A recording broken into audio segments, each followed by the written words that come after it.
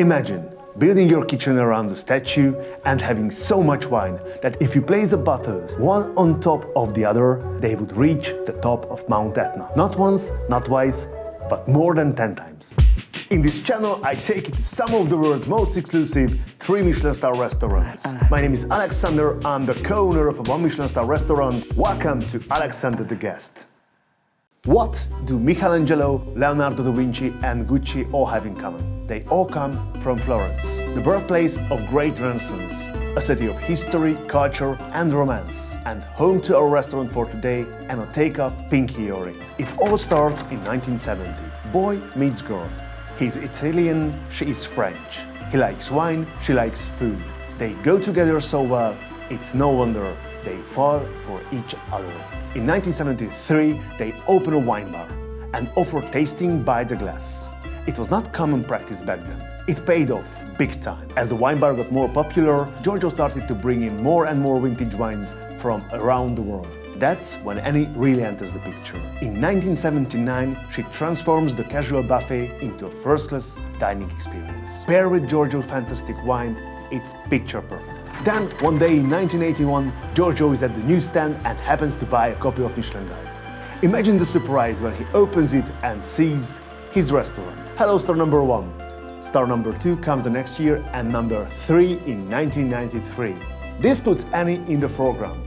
She is the first female chef in Italy to get 3 Michelin stars and 4th in the world. Enoteca Pinchiorri is the only restaurant in Florence with 3 Michelin stars to this day. And Giorgio's wine cellar has grown to the most precious and best stocked wine cellar in the world.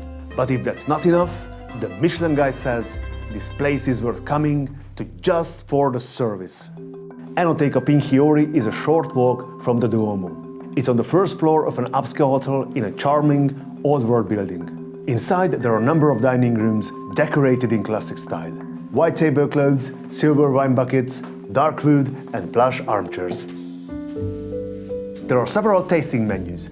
I choose Evolution with truffle for 490 euros.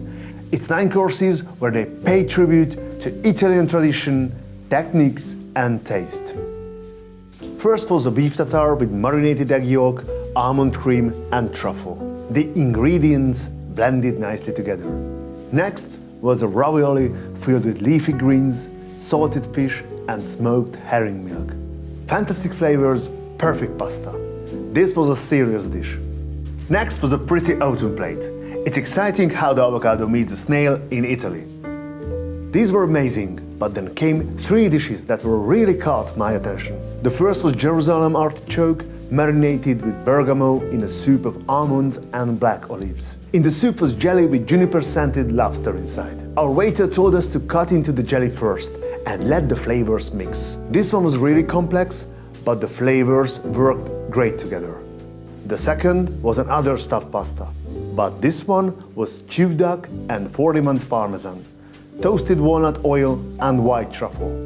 Third was suckling pig with purple cabbage and eel sauce. I know, pork and cabbage. Sounds boring, right? It was incredible. The texture on the outside was nice and crunchy, and the meat was really tender. The flavors added another layer of dynamism. If you ever tried rambaba before, you know this sticky cake. Here in Enoteca Pinchiorri, they made it with a twist, with truffle and gravy. Finally, the desserts. There were some classics, like the lemon tart. No tricks, just excellence. How about the service? Remember, the Michelin Guide says the trip is worth it for the service alone. I think they were spot on. The service was tight and elegant. The flow reminded me of a dance. The staff here are some of the best in the business. The 5 people who served us during the evening had a combined experience of over 100 years in 3 Michelin star restaurants. From the welcoming to the last moment, their attention was undivided, the service was professional, yet personal and intimate. This is something that few restaurants can do. And now for the drinks. The wine list is huge. I mean huge. More than 40,000 labels from 19 countries. Thankfully, there is a wine pairing. The prices range from 300 to 1,000 euros, depending on how many glasses you want. Here we saw some vintages you will never see in a wine pairing or buy the glass anywhere else. Like Petrus, this is the most famous Merlot all around the world. And here you can find vintages since 40s. It was a great opportunity to try some really exciting stuff. We tried a 2016 Masseto, which was 100% Merlot and one of the biggest labels in the country. We also had a chance to taste a 2011 Barolo and the 2016 Bâtard Montrachet, which was absolutely brilliant. This was one of my favorite wine pairings in a long time.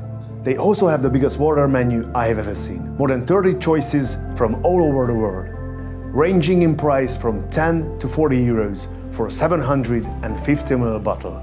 After the meal, we were invited to take a tour. They showed us something really special in the pastry kitchen. When they moved into this building, there was a statue built into the wall. They did a big renovation in 1992, spent 3 million euros. And what did they do with the statue? Nothing. They built around it. That tells you how much they value art and history. I love it. We also did a tour of the famous wine cellar.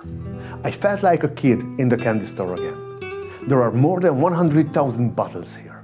If you place the bottles one on top of the other, they would reach the top of Mount Etna. Not once, not twice, but more than 10 times. It was like a museum. Some of these bottles are priceless, like the Sassicaia from 1872. There are 20 different vintages of Petrus, the world-famous French Merlot. And if you really want to celebrate, there is a bottle of Krug from 1943 for the low price of 10,000 euro. The sommelier noticed that I was a fan of special wines. And at the end of the cellar tour, he wrote me a handwritten list of what he thought was worth tasting in Italy. Such a gentleman. And now, my final thoughts on Enoteca Pinchiorri. The space is classy, tasteful, and traditional.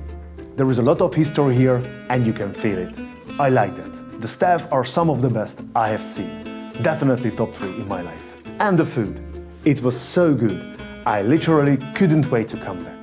When our restaurant 42 received its Michelin star, I brought the whole team here to Enoteca Pinchiorri to celebrate.